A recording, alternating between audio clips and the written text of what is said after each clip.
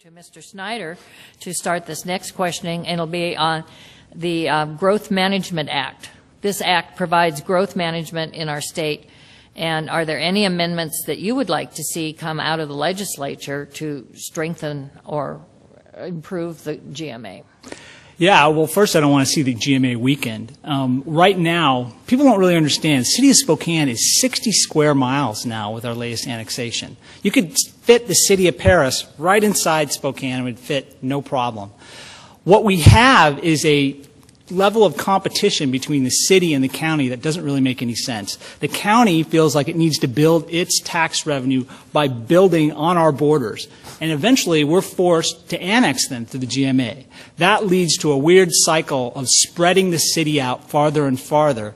And that means our services are stretched farther and farther. It costs us more to do police work, more to do fire, more to do streets when we keep spreading out that way.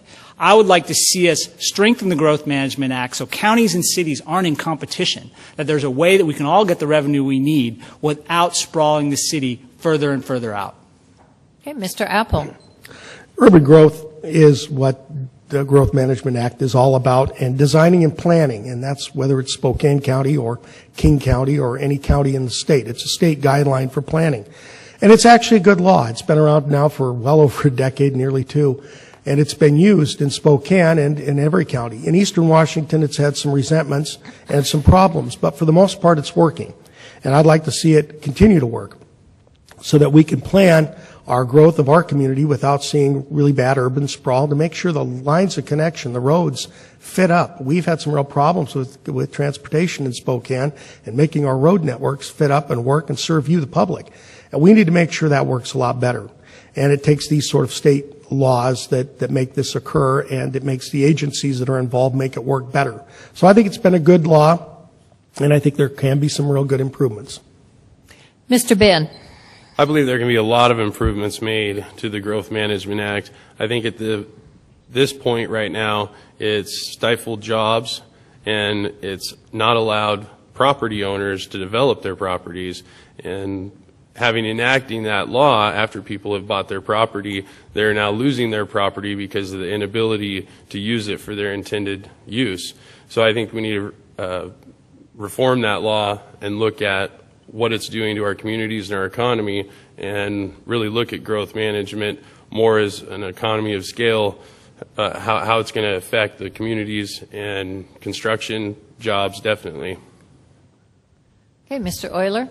Yes, one reform I would support is giving more rural counties more flexibility in dealing with the Growth Management Act. I don't think Kettle Falls is in danger of becoming Bellevue anytime soon, so they should have more flexibility in addressing growth.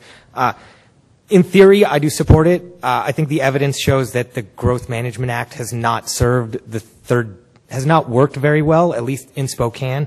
One statistic from the most recent census shows that both the 6th and the 4th districts grew by 21,000 residents in the last 10 years. The 3rd district grew by 340. So that's 10 years. The net gain was just over 300 people. I believe the future of cities like mid-sized cities is in the urban core. I believe we need to redevelop the downtown core, the neighborhoods surrounding it. I live just in a few minutes northwest of here. I'd like to see more of the investments going into the core, because that's where the future is, I believe. Okay, Mr. Riccelli.